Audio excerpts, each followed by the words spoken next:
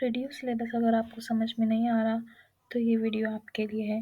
First year science के students ये last में वीडियो देखें। सेकेंड ईयर के लिए भी बहुत सारे ट्यूटोरियल्स आने वाले हैं, तो स्टे ट्यून्ड। सबसे पहले हम बात करते हैं इंग्लिश की। इंग्लिश में हमारे पास 4 कैटेगरीज हैं: reading comprehension, oral communication, grammar and writing. Writing में हमारे पास इंक्लूड है कि हमें फॉर्मल लेटर लिखना आना चाहिए, रिज्यूमे लिखना आना चाहिए एंड कवर लेटर लिखना आना चाहिए। ये तीनों चीज़ें आपके मार्केट वैल्यू के लिए बहुत इंपॉर्टेंट है। कहीं आप कहीं भी बाहर जाएंगे, इंडस्ट्री में कदम रखेंगे, आपको ये 3 चीज़ें लाज़मी पता होनी चाहिए। बाकी पोइट्री में आपके एग्ज़ाम में ये 3 पोइट्रीज़ इंक्लूडेड हैं। और प्ले में आपको पता होना चाहिए कि आपका ऑथर कौन है या उसका मैसेज क्या है, स्टोरी लाइन क्या है प्ले की, और मेन कैरेक्टर कौन-कौन से हैं उस प्ले के अंदर। ये टेबल मैंने आप लोगों के लिए जनरेट किया है। इसमें कैटेगरीज वाइज मैंने चैप्टर के नेम मेंशन कर दिए हैं।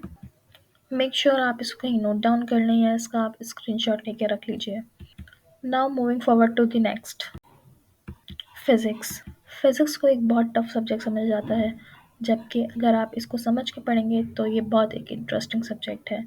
बाकी पेपर में इसमें 1 से लेकर 7 तक के चैप्टर्स में कोई चेंजेस नहीं की गई हैं। एज इट इज़ पेपर में इंक्लूड है पूरे के पूरे चैप्टर्स। बाकी 8 चैप्टर में ये 4 टॉपिक्स इंक्लूड हैं। देन 9th में ये 2, 10th में ये 4 एंड सो ऑन। मैथ्स में 1 से लेकर 6 तक के चैप्टर्स में कोई चेंजेस नहीं की गई। एज इट इज़ आपको सारी की सारी एक्सरसाइजेज 1 से लेकर 6 तक यूनिट्स में आपको लाजमी करनी है। बाकी 7th में आपको 7.1, 7.2 एंड 7.3 एक्सरसाइज ही करनी है, इसके अलावा कोई और एक्सरसाइज नहीं करनी है। सेम गोज़ फॉर 8 में आपको 8.1, 8.2 और 8.4 करनी है।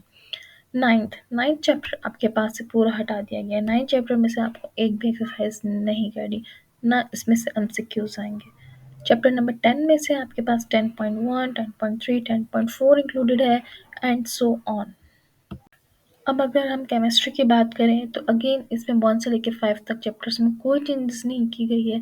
6 चैप्टर में सिर्फ आपके पास ये 3 टॉपिक्स इंक्लूड हैं। 7th में भी 3 है, 8 में 4 है, 9th में 3 है एंड 10th में भी 3 हैं। जैसे आपको पता है बायोलॉजी को 2 पार्ट्स में डिवाइड किया गया है, ज़ूलॉजी एंड बॉटनी। बॉटनी में हमारे पास चैप्टर नंबर 3, 4, 5, 6, 8 आता है। उसमें से हमारे पास यहाँ गिवन कॉरेस्पॉन्डिंग आप चेक कीजिएगा, सिर्फ इन टॉपिक्स के अलावा कोई और टॉपिक आपके पास इंक्लूडेड नहीं है।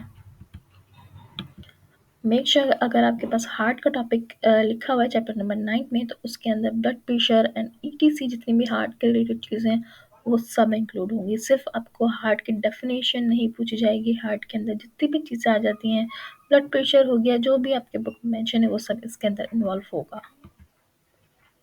अब बात करते हैं कंप्यूटर साइंस में। कंप्यूटर साइंस में पॉइंट नंबर 6, 7, 8, 9, 10, 11 ये सब ऐड किया गया है। अब आप कंफ्यूज होंगे कि रिड्यूस सिलेबस में एडिशन कैसे हो गई। तो याद रखिएगा, कंप्यूटर हमारी वो फील्ड है जो बार-बार हमारे पास मंथ्स में, विद इन वीक्स अपडेट होती रहती है। तो जितना भी आउटडेटेड कोर्स था जो अब हमारे इंडस्ट्री में नहीं यूज़ होता, हमारे किसी काम का नहीं रहा वो कोर्स, हमने वो हटा दिया है और बाकी ये जो टॉपिक्स इंक्लूड किए गए हैं, ये आपके आने वाली हर एकेडमिक लाइफ में यूज़ होंगे। चाहे आप ग्रेजुएशन करने चले जाएँ, आप मास्टर्स करने चले जाएँ या आप पीएचडी करने चले जाएँ, ये बेसिक्स आपको पता होंगे तभी आप कंप्यूटर साइंस की फील्ड में आगे जा पाएँगे।